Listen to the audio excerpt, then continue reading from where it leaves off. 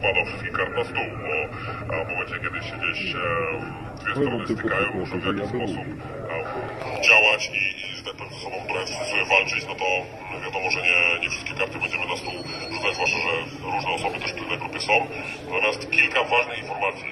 Pierwsza jest taka, że w ogóle zacznijmy od tego, że sporo z Was, jak dobrze wiecie, 2 miesiące temu pojawiły, czy tam miesiąc temu, już dokładnie nie pamiętam, pojawiła się informacja odnośnie tego, że prokuratura zaczyna śledztwo, tak, w sprawie Zascoina, po Trading Jam Session, czyli głównie pan Zaorski zgłosili to, że jakieś nieprawidłowości w Zascoinie mogą być, to w ogóle nie jest kryptowaluta i tak dalej, i tak dalej. No więc prokuratura wszczęła to śledztwo. Najprawdopodobniej mają oni listę osób, z którymi się zaczynają kontaktować. Najprawdopodobniej jest to lista, którą prokuratura wzięła, po prostu poszła do Dospeja, zapukała im do drzwi i od nich wzięła tą listę. Więc pewnie taki jest klucz, aczkolwiek my nie mamy 100% gwarancji, po prostu tak gdzieś tam kojarzymy fakty. No i teraz tak, słuchajcie, po pierwsze wszyscy, którzy dostaliście jakiekolwiek maile, myślę, że sporo osób takich, które dostało maile, zawiadomienia tutaj na live jest, czy tego live'a też obejrzy i sporo osób w tej grupie, część pisała do mnie, czy do w prywatnej wiadomości. Po pierwsze, zachowujemy pełen spokój, proszę niczym nie przejmować, ponieważ są to w miarę normalne czynności gdzieś tam wynikające z trwającego śledztwa, że po prostu trzeba przesłuchać określoną ilość osób, trzeba określony materiał dowodowy zebrać. No i teraz tak, bardzo ważna rzecz, po pierwsze, żeby nie było tak, wiecie, sprawą się zajmuje CBS.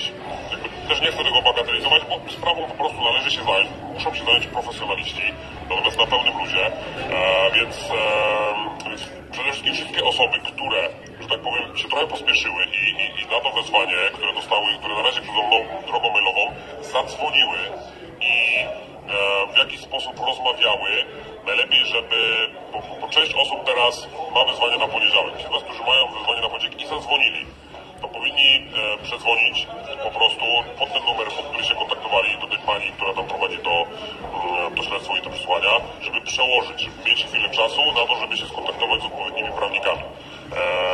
Po pierwsze, myślę, że dla wszystkich wspólnego dobra nie wykonujcie żadnych pochopnych ruchów. Jeżeli dostaliście wezwanie mailowo, tak naprawdę, ale nigdzie nie zadzwoniliście, nie macie obowiązku odebrać wezwania mailowego, okay? A później pewnie będą wysyłane wezwania drogą normalnie pocztową, no i wtedy już jak odbierzecie takie wezwanie, no to musicie wstawić się na przesłanie, natomiast na razie na pełny spokój.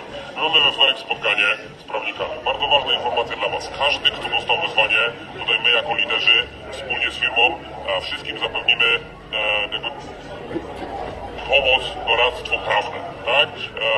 Wiecie, często jest tak, że jeżeli ktoś chce się do czegoś przyczepić, to nawet jeżeli nie ma do czego, no to nie wiem, czy ktoś z nas kiedyś był na przesłuchaniu, ale często te przesłuchania wyglądają bardzo tak, że się po prostu kogoś ciśnie, trochę stosuje wręcz stres, że nie wiem czy wiesz, ale możesz być zamknięty na 48 godzin, trochę się jakby na takim stresem wymusza zdania, które są wygodne dla prokuratury, czy dla osób, które gdzieś jakąś sprawę wniosły. Więc żeby tego uniknąć, tak naprawdę, wszyscy dostaniecie pełne wsparcie prawne. Na zasadzie porozmawiania, ci, którzy dostali wezwania z odpowiednimi prawnikami, naprawdę w zasadzie mamy prawników stopu, nie będę wam teraz może mówił, kto to jest, bo pewne rzeczy nie chcę jeszcze na tym etapie zdradzać, natomiast dostaniecie pełną pomoc prawną i doradztwo prawne, wsparcie w zakresie porozmawiania przed i też, żeby na przesłuchanie iść z prawnikiem. Żeby po pierwsze nie zrobić, powiem wam tak, zupełnie szczerze ode mnie, żeby nie powiedzieć czegoś, czego nie chcecie. Nie chodzi o to, żeby ukrywać jakieś fakty. Chcemy, żeby sprawa została rozstrzygnięta w pełni zgodnie z prawem, na podstawie faktów, natomiast